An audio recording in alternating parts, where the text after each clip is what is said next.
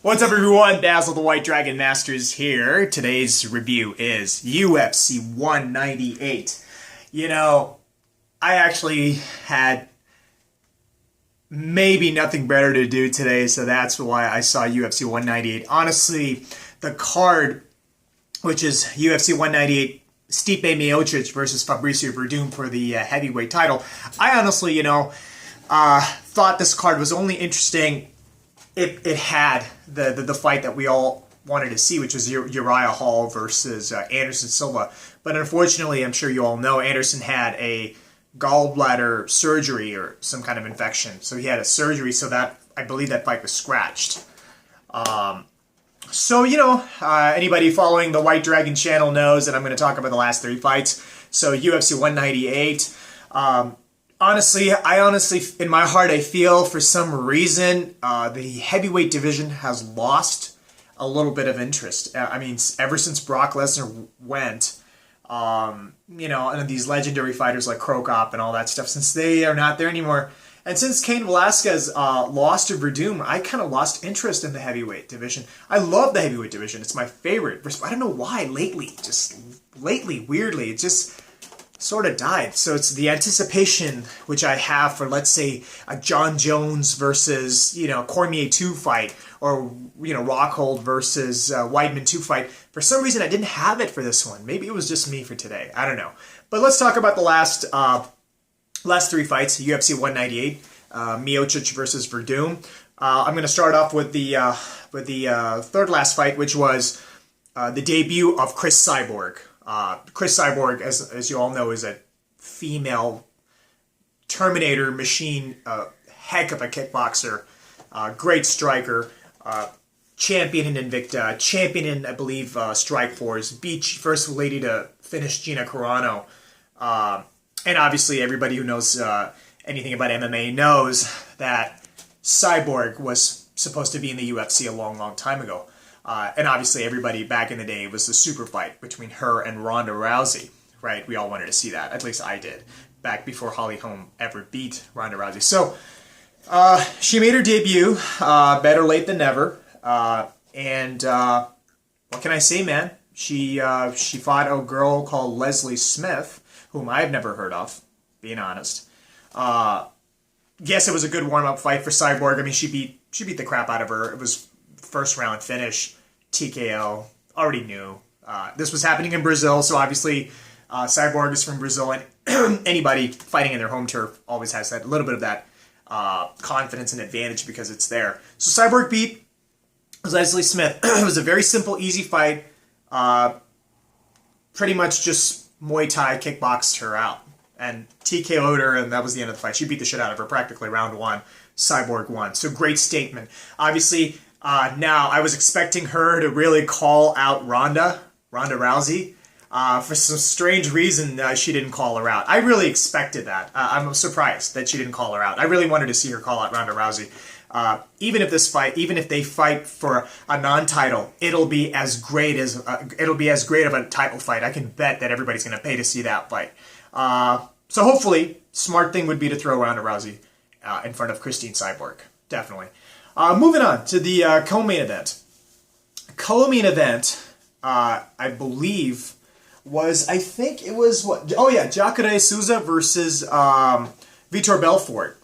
It wasn't very exciting. Vitor is he's out of his prime, so I kind of, it's one of those moments where he's a great fighter. It's kind of one of those fights where you could be like, okay, well, if Vitor freezes, or is Vitor going to fight? And obviously if Vitor hits, then he wins. But you fight a guy like Jacare. Jacare is a great jiu-jitsu. I mean, he's a jiu-jitsu expert. We all know that. He's also improved a lot of his stand-up. Big, strong guy. This was for I believe it was it the light heavyweight? Yeah, no. Souza. Oh, where does Vitor goes up and down in weight so much? Middleweight, excuse me, yeah. So yeah, this was for the middleweight fight, and Jacare beat Vitor. He beat the shit out of Vitor. And that was the first round. He TKO'd him. Great job. My opinion, what Vitor should have done was the kind of fighter he is, he should have just gone in straight and done his boxing and go. The problem with Vitor is most of the times when he loses is because he waits too much. And, you know, somebody like Jacare, you got to be aggressive from the very get-go. And Vitor is a fighter like that, so he tends to freeze a lot. And, you know, if he had given a little bit more aggression in the beginning, it wouldn't have been that easy for Jacare to take him down over and over and finish him up. So, you know, congratulations to Jacare. He's definitely going to win a title shot against whoever wins between Luke Rockhold and Chris Weidman. That would be an interesting fight. Most likely Luke Rockhold's going to beat Chris Weidman again. So Jacare versus Luke Rockhold would be like a phenomenal fight. Phenomenal. So that's how he won. Let's talk about the main event. That was a shocking one. These other two ones were not shocking at all. The main event, Stipe Miocic versus Fabricio Werdum. Just because of how much Fabricio Werdum has improved over the years from moving from Strikeforce, from having that fluke win. Yes, hear me right. That fluke win over Fedor Emelianenko, the best fighter in the world, still, in my opinion. From that time onwards, he has evolved. He's definitely got better. I mean, his striking is definitely better. I mean, he knocked out a kickboxing champion like Mark Hunt with a flying knee. And this is not even a guy who comes from a stand-up background. This is a jiu-jitsu expert, Fabricio Werdum. So, and then obviously he whooped Cain Velasquez's ass. He submitted him with a guillotine. So I expected this guy to be very much more, like, a lot more, you know, versatile than Miocic. Miocic is more like of a meathead, hard hitter, puncher, striker type guy. I don't see him as being a very technical fighter. So for me, if I really had to bet my money, I would have lost $1 billion because in my mind, if I bet my money on Werdum, I would have lost, clearly. Surprisingly, Werdum got KO'd in the first round. It was a clean knockout, and so I was surprised. It could have been an easy win for Werdum. He could have easily won, but he came in, you know, left his chin out. He came in. All Miocic did is just move back, pow, and popped him with a short right hook, boom, right here, and that guy went straight down, nosedive, and round one, big boys, heavyweights, any hits from them, man, you can't take those shots. Again, anybody up from 170 up to the heavyweight division, you get hit by those guys, you're not getting up. So congratulations to Stipe Miocic. He's the new heavyweight champion. Clean KO win. I don't know if they're going to do a rematch. Personally, I wouldn't want to see a rematch between Miocic and this guy. I would like to see Miocic take on Overeem. That would be an interesting fight, but not Werdum again. So that's what it is, guys. UFC 198, pretty okay expected card.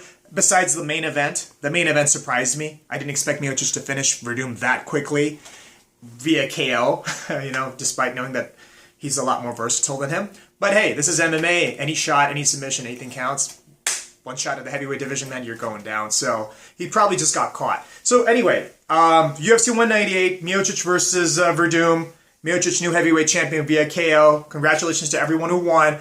Guys, if you liked the review, which I hope you did, please subscribe to the White Dragons channel, all right? Like, share, subscribe, and I have a lot more interesting things. As you all may know, I'm also an actor, I'm a martial artist, I'm also a singer. I have a lot of new stuff coming on my channel, songs, martial art videos, martial art video tutorials are going to be coming up soon, as well as my movie reviews and UFC reviews and video game reviews. So check it out, guys. Basil the White Dragon Masters, out.